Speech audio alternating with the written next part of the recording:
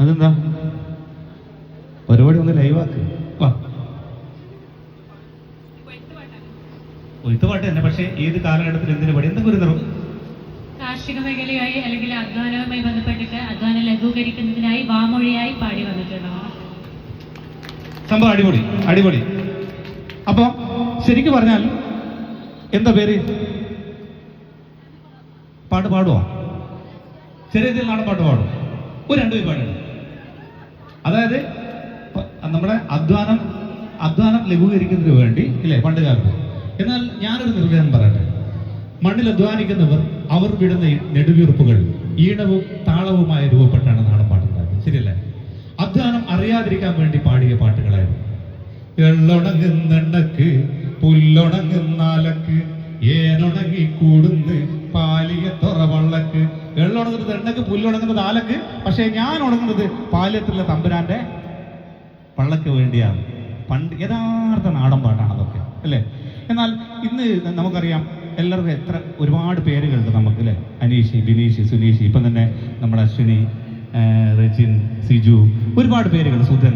പക്ഷെ അന്ന് നമുക്ക് പേരിടാനുള്ള അവകാശം ഉണ്ടായിരുന്നു. പണ്ട് ഒരു കുട്ടി ഒരാൾ പ്രസവിച്ചു കഴിഞ്ഞാൽ തമ്പുരാന്റെ മുറ്റത്ത് പോയി നമ്മൾ ചോദിക്കണം, അടിയന്റെ മോളിന്ന് പെറ്റിനോളി ഉടനെ ആ കുട്ടിക്ക് പേരു നൽകാൻ കനിവുണ്ടായിടണം തമ്പുരാനെ, കരുണ ചൊരിയണം തമ്പുരാനെ.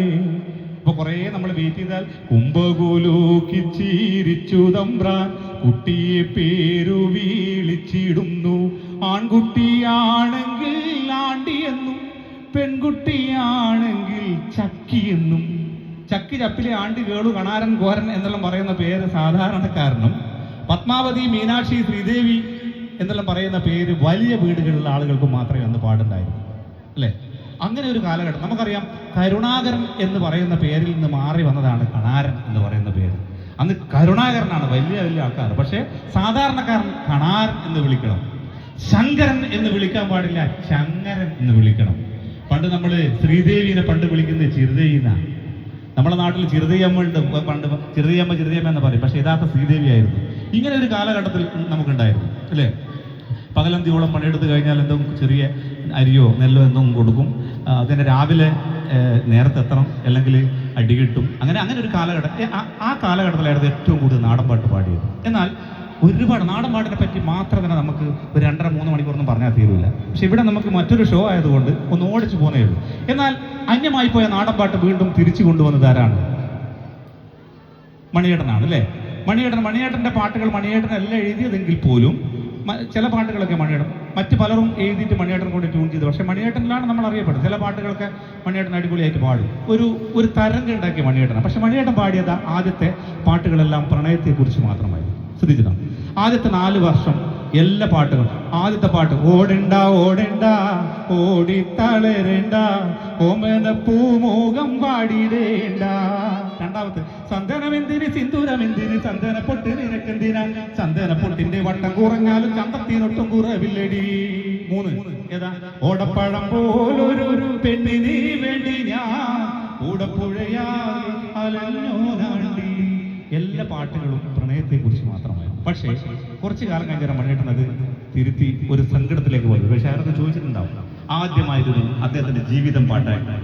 അങ്ങനെയുള്ളൊരു പാട്ടാണ് ഉമ്പായിക്ക് ചാണ്ടി പാണം കത്തിണമ്മ വയല പൊട്ടിച്ച് പാമ്പുണ്ടാക്കണമ്മ.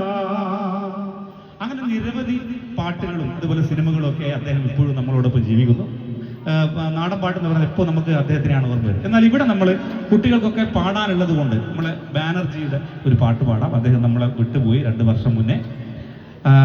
അദ്ദേഹത്തിൻ്റെ ഒരു പാട്ട് പാടാം. എല്ലാവരും കോറസ് ചേർന്ന് പാടൂലേ? ചേർന്ന് പാടണേ കേട്ടോ. എല്ലാവർക്കും അറിയുന്ന പാട്ടാ. പാടുവോ? നിങ്ങളൊന്ന് അവിടെ ഇരിക്കുവോ? ഇരുന്നിട്ട് പാടും കേട്ടോ.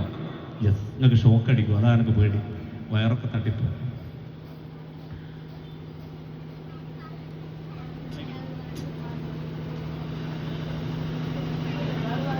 റെഡി?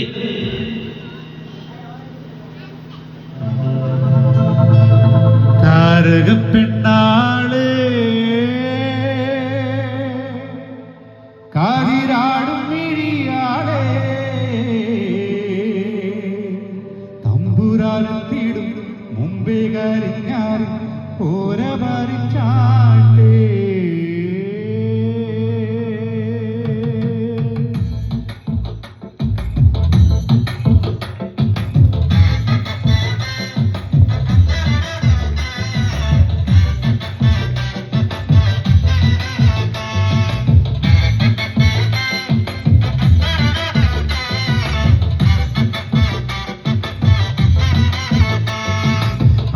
പെണ്ണാളെ അതിരാടും മിനിയാളെ തമ്പുരാനെത്തിടും മുമ്പേ കാരിഞ്ഞാറി കോര ഭരിച്ചാട്ടേ. പെണ്ണാളെ അതിരാടും മിനിയാളെ തമ്പുരാനെത്തിടും മുമ്പേ കാരിഞ്ഞാറി കോര ഭരിച്ചാട്ടേ.